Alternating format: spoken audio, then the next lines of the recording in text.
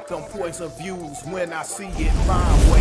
Yes, it goes. Yes. Hello, everyone. This is Spitting Fire. It seems like the former Migo group is still having some issues after the passing of Takeoff. So let's listen to what the Prince family had to say during the time of Takeoff death. Let's take a listen. To the people that say, okay, Prince family been doing this for years. Been bringing people down. They've been hosting them. You know, nothing like this ever happened. You feel what I'm saying? What about the people that feel like still nothing should have happened? Because they was with the Prince family, and the Prince family is well respected. Nothing should have happened. Now, Gilly had asked the Prince family about Takeoff and saying that the things that happened, transpired at that bowling alley, shouldn't have happened because the family is well respected in the Houston area. And as to where people know not to try to test this particular family. So what should have happened? Well, my personal take on it is even the toughest people cannot be tougher than anybody who feel like their life is threatening. In other words, even mobsters were committing crimes in the world. However, there were still other people doing it as well. That doesn't stop anything, okay? So let's take a listen to that response right here. What I would say to that is, you know, I have a track record, man, and the Prince family have a track record of 30 plus years of, you know what I mean, honoring and loving on our guests and being with our guests, and no shit like this never happened. But here's the thing, and this is what people don't understand. We ain't never had nobody to attack us, if you know what I mean. You know, when a man attack a situation with a weapon, then, you know, it become a playing field where, you know, any and everything goes. So that's what we're dealing with right here, and that's the root of this situation. And he didn't attack the Prince family, but he attacked, you know, people that we know, and it was totally unnecessary, you know what I mean, for you to attack a man with a weapon.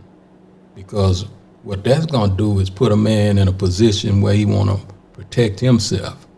And that was the root of igniting this gunplay. But to clarify it real quick so they can understand, we're not talking about Takeoff attacking nobody. No, not at all. Yeah, so they can understand. No, not at all. Not Takeoff and not nobody from Houston, you know, attack nobody until, you know, the homie that was with them would Takeoff them, whatever his name may be. You know, he giving all kinds of statements on this police report we have, so we can read his name and everything, because he put himself in a position where he's cooperating and telling a lot of different lies. So we may as well shine a light on the real root to the issue, which is this homie, you know what I mean, and this paperwork. So as everybody could see on the video, you know, this dude, without having a green light from Offset, nobody told this man to, you know what I mean, attack somebody, and Quavo, I mean. You know what I mean? Nobody gave him a green light to attack, you know, a 5'2" guy. You know, this is a big nigga. You know what I mean? So I guess he felt like, you know, the little homie is somebody he can just hit and knock out and different things like that. And it was a wrong thing to do, man. And it was an embarrassing thing to do, because it was, you know, like Mike said, it was so unnecessary. It wasn't even that type of atmosphere. You know, y'all talking about a basketball game. You know what I mean? A 2-on-2, playing a 2-on-2, and now you turn a misdemeanor into a felony.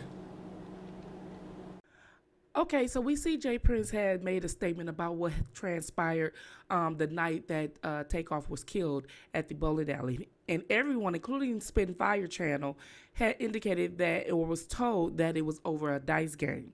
But according to Jprince, it wasn't over a dice game. It was over a basketball game, and there was some heated conversations.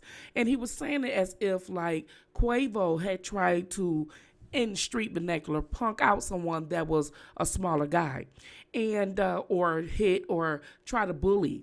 And a lot of the times when you are a celebrity and got money and you have this way of wanting to continue to have this thug persona, a persona that many don't even have prior to the fame and the fortune.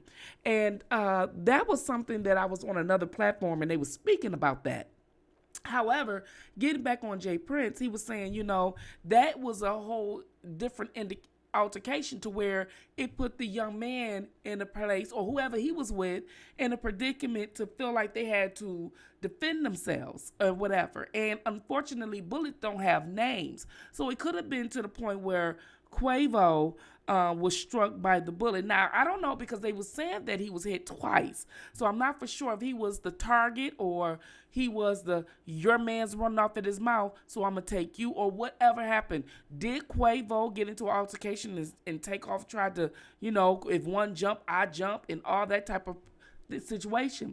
Now, I have said to you in another video that Quavo seemed like he has a light out, of course, because a family member is deceased. It's only been a few months, and I'm quite sure the grieving process is even more intense now, considering that everything is over with. The conversations, the performance, the private family gatherings that they have had. Now, it seems like him and Offset has had some altercations and some tension there. And it seemed like they're trying to separate their professional life to keep that into their private life, which should be respected because they are family members. Now, one of the things that I found interesting was the fact that Jprince had said, now, at the end, he said, now you turn something that was a misdemeanor into a felony.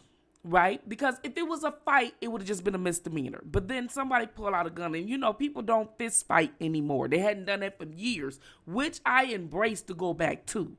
Okay? Because I feel like you can let out frustration, but you can live possibly to see another day. However, he did insult him during this interview. Shout out to $1 million worth of game. I'm so sorry for now saying it later in my commentary, but shout out to $1 million worth of game to Gilly and Wallow for this interview. This was epic. However, he said that he said a lot of lies in this police report or whatever. So I don't know if this was the reason why, even though they're family, they still go take up for each other when outsiders attack in, considering the fact that they're still grieving. So let's take a listen to what Offset said, because Jprince said Offset initially, but then he corrected himself and said Quavo. So let's take a listen to this video that Offset has said in responding to Jprince on $1 million worth of game. Again, shout out to $1 million worth of game. Y'all niggas speaking on my real brother. I don't know what y'all niggas got, what the fuck y'all niggas got going on. Y'all niggas speaking on my real brother. How dare one of y'all niggas even speak on me and Tate relationship, nigga? I don't know you niggas from a can of paint, nigga. Y'all niggas don't know how me and my brother rock, nigga. You trying to clear your face, nigga. This your 5th interview, nigga. You done did about my brother, nigga. You ain't think about his mama. You ain't think about the family, nigga. We ain't said nothing. Ain't nobody said nothing but you niggas. You niggas, man, who y'all niggas think y'all nigga is? John got it, nigga? Ain't nobody going for none of that, bro. I ain't studying none of that shit y'all nigga talking about either. And if you heard something from me, I'ma tell you it's gonna come from me. Call my phone. Y'all nigga going off of he say, she say. Then y'all nigga supposed to be this is who y'all supposed to be. And y'all nigga on interviews and it out on the interview. Talking about, I said that. Nigga, call my phone, homie. You call my phone, we'll have a conversation. They gonna talk about all that internet games. As you can see, Offset responds to them being on $1 million worth of game and speaking on the situation and his family, including mentioning his name. But I think that the father said his name by mistake. But I think he was even talking about even when they mentioned Quavo's name as it was corrected. And many people say, oh, he was nervous. He was this. I don't think he was nervous. I think he was in a place to where he responded and management or PR person or whatever probably didn't know he did that, because it sounded like he was sneaking and responding, like he was in the closet somewhere in private because he wanted to let it out. And he was just letting them know, like, who do you guys supposed to be? People saying they real respected. People don't try them in the Houston area. And I guess he like, who the hell are y'all? Who y'all supposed to be like? And I think that I'm in fear that these people are trying to take this to the street. And I'm in fear of it. And I'm in fear that that's not the way it should go. And I think that because Quavo was there and he knew exactly what happened and what transpired, I don't think he wanted to go there either. Maybe because he could have possibly been the initiator in the whole situation.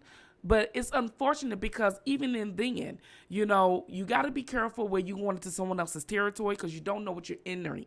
You know what I mean? You don't know what you're getting into and you don't know who they is. And it doesn't matter if you are a celebrity or not. You know, you can't go in someone else's domain and you can't call out on people because you out of your element. You can't even do it in your own element, let alone someone else's. So this is just unfortunate that someone lost their life. Someone like Takeoff that the world loved. And it's so unfortunate that all this black on black crime and violence is getting out of hand. And then yet we got people shouting BLM, and BLM is only for like the police department. But what about when it's black on black crime where it's needed the most?